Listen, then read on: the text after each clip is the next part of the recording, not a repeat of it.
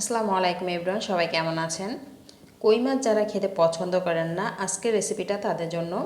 তেল কই এটা রান্না করা কিন্তু খুবই সহজ আর খেতে কিন্তু অসম্ভব মজার হয়। সবচেয়ে সহজ সিম্পলভাবে রেসিপি শেয়ার করব।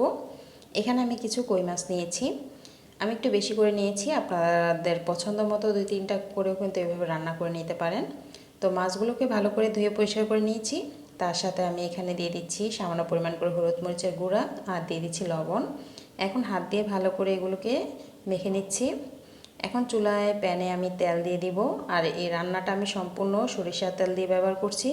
এতে করে রান্নার ফ্লেভারটাও ভালো হবে, খেতে অসম্ভব মজারও হবে। তো মাছগুলোকে আমি প্রথমে ভেজে নিচ্ছি। পুরোপুরি একদম কড়া করে ভাজার প্রয়োজন নেই, হালকা করে মাছগুলো আমি ভেজে নিচ্ছি, যেহেতু এটা রান্না করা হবে।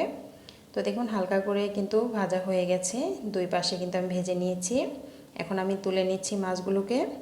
এখন যে প্যানে যে তেলটা আছে এর সাথে আরও একটু আমি সরিষা তেল অ্যাড করে দিয়েছি, যেহেতু তেল কই এখানে তেলের ব্যবহারটা একটু বেশি হবে। তো এর মধ্যে আমি দিয়ে দিচ্ছি কিছু কালো জিরে আর দিয়ে দিচ্ছি 2টি শুকনো মরিচ। এগুলোকে কিছুক্ষণ ভেজে নেব। এরপর এখানে আমি একটি মশলা তৈরি করে রেখেছিলাম। এখানে আমি পেঁয়াজ, একটি টমেটো আর কাঁচামরিচ একসাথে ব্লেন্ড করে নিয়েছি, সেগুলো দিয়ে দিলাম। তার সাথে 1 চামচ করে দিয়ে দিচ্ছি আদা রসুনের পেস্ট, দিয়ে ভালো করে একটু কষিয়ে নিচ্ছি। এর সাথে এখন দিয়ে দেবো আধা চামচ হলুদ মরিচের গুঁড়া, দিয়ে আবারও ভালো করে মশলাটাকে কষিয়ে নিচ্ছি। কিছুক্ষণ এভাবে মশলাটাকে কষিয়ে নিব। এভাবে কিন্তু যে কোনো মাছ রান্না করলে খেতে কিন্তু আরও বেশি ভালো লাগে। আর যারা মাছ খেতে অনেকটা অনীহা করে তাদের কিন্তু এভাবে রান্না করে দিতে পারেন। তো স্বাদ মতো লবণ দিয়ে দিলাম। তো মশলাটাকে ভালো করে কষিয়ে নিচ্ছি।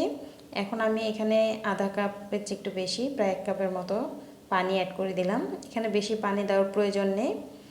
তো পানিটা যখন মশলাটা যখন ভালো করে ফুটে আসবে তখন আমি মাছগুলো দিয়ে দিচ্ছি, দিয়ে কিছুক্ষণ জাল করে নিব। এর মধ্যে আমি দিয়ে দিচ্ছি 2টা কাঁচামরিচ। কেউ যদি ঝাল আরও বেশি খেতে চান তাহলে কিন্তু মরিচের পরিমাণ আরও বাড়িয়ে দিতে পারেন।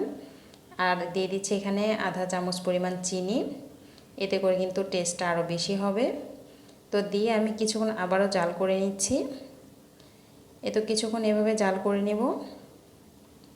এর উপর দিয়ে নামানোর আগে আমি কিছু ধনিয়া পাতা অ্যাড করে দিচ্ছি।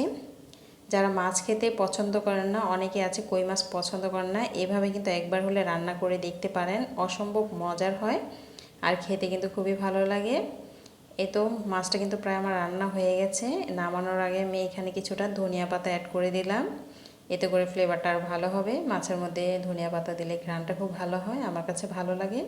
এটা অপশনাল, চাইলে না দিলেও পারেন। তো আমি সবসময় যে কোনো মাছে আমি ধনিয়া পাতাটা অ্যাড করি। তো আজ এ পর্যন্ত, আল্লাহ হাফেজ।